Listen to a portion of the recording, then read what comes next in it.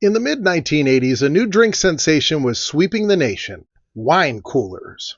They're new, easy to drink thirst quenchers that are the fastest trickling offshoot of the already prosperous liquor trade. But what happened to them?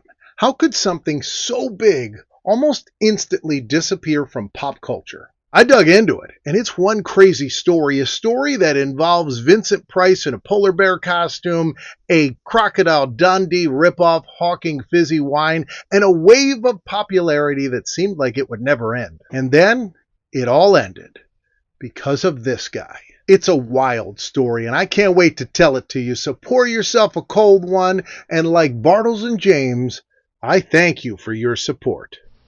Give me the sun, give me the wine, give me some country wine cooler. Give me the fun, give me the wine, give me the real juice. The story begins in 1976 with the launch of California Cooler. Aimed at wine drinkers seeking a lighter, more approachable option, it was made with inexpensive wine, fruit juices, and carbonation. The result was a refreshing low-alcohol drink that quickly gained popularity. California Cooler was created by Lodi High School friends Michael Crete and R. Stewart Booley. Crete had been mixing tropical fruit juices with white wine and club soda for parties in Santa Cruz. Recognizing the potential, he teamed up with Bewley. They raised $140,000 from friends and family to begin production, and by 1985, the brand was selling 12.3 million cases a year, generating $125 million. By the mid-1980s, wine coolers made up 20% of all wine sold in the United States. California Cooler was riding high till the big brands stepped in. E&J Gallo launched Bartles and Jaymes in 1981. Wanting to separate the brand from Gallo's image, they created fictional founders Fred Bartles and Ed James. They wanted to make it sound old and established. See, California Cooler was young and hip and all about beach parties and good times. Bartles and Jaymes went in the opposite direction. It was two older men sitting on a porch and talking in a folksy deadpan style. If you don't like the name, please don't tell us, because we've already printed up our labels. The campaign was developed by Hal Rennie and Partners. These were advertisers that had created the Ronald Reagan campaign for Morning in America. It's morning again in America.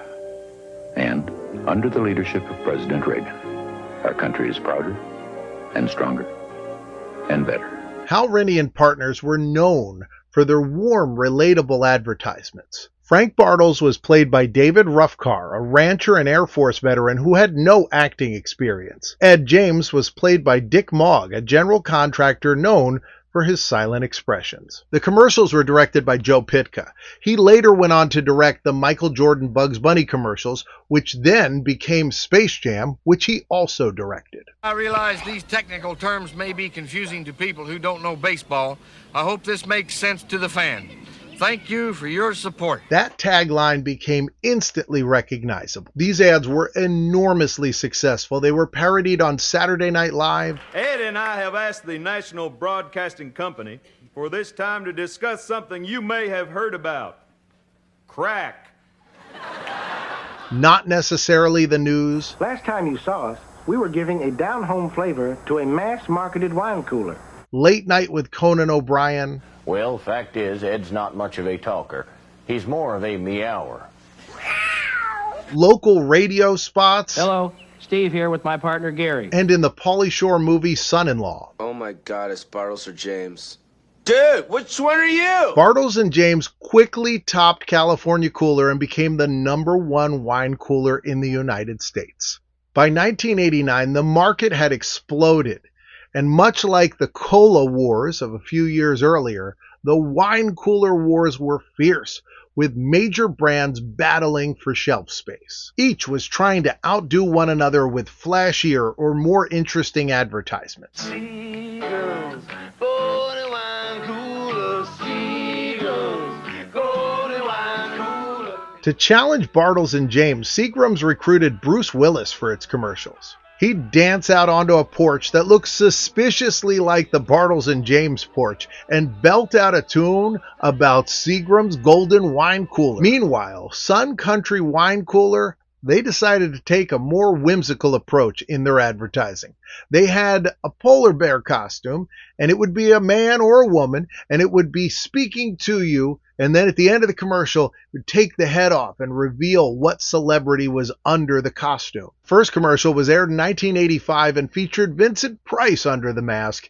He was delivering the lines with his unmistakable vocal style. Sun Country is a blend of premium white wine and real fruit juice. That's what gives it its great taste. Later polar bears included former Beatle Ringo Starr, Charo the Coochie Coochie Girl, the Four Tops, and Michael Nader of Dynasty. These commercials were fun, even for non-drinkers. I remember as a kid always watching these commercials and trying to figure out who the celebrity was going to be when they lifted that head off. Then there was the Miller Brewing Company, and they wanted to get in the wine cooler business.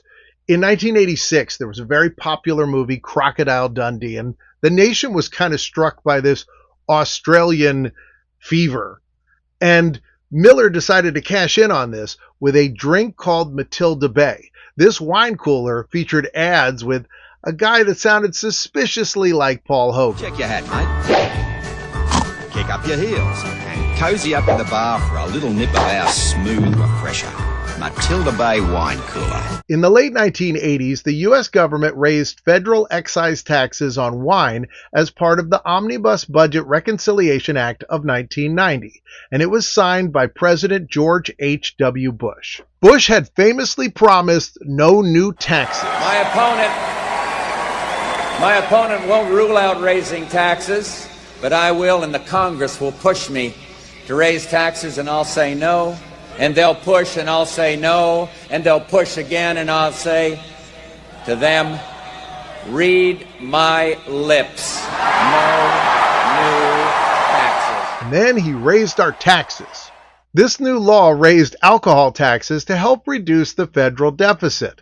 And wine coolers were hit hard. Wine coolers were low alcohol, inexpensive beverages. So even a small tax increase made them more expensive to produce and distribute. Beer and spirits were taxed differently. Beer had lower taxes per unit of alcohol, and spirits, though stronger, were served in much smaller quantities than wine coolers. This made wine coolers so much less competitive by price as their popularity was peaking. To adapt, companies like Bartles and Jaymes switched from wine to malt-based formulas, which were taxed at a lower beer rate. Changing Bartles and Jaymes' formula saved them money, but it alienated their loyal fan base. Meanwhile, consumers began shifting from wine coolers to different malt beverages like Zima and Smirnoff Ice because they offered a similar light fruity flavor at a lower cost. The result was the gradual decline of wine coolers. The Bartles and Jaymes actors Dick Mogg and David Ruffcar were retired in 1992. Ruffcar later joked that the commercials put all 5 of his kids through college and gave him a little money to spend on himself. The duo reunited under their real names to do an ad for Golf Illustrated, despite the fact that neither of these men had ever played a single round of golf. After the commercial, they both retired from show business and went back to their normal lives. The character of Bartles and Jaymes were revived with similar-looking actors in the year 2007, but this comeback didn't last very long. As for President Bush, his reversal on the no new taxes pledge angered many conservatives and weakened his credibility. Combined with a recession and a strong third-party challenge from Ross Perot, the tax decision helped cost him re-election to Bill Clinton in 1992. Perhaps Bush's biggest mistake wasn't the economy or breaking his tax promise. Perhaps it was breaking up the nation's summer buzz.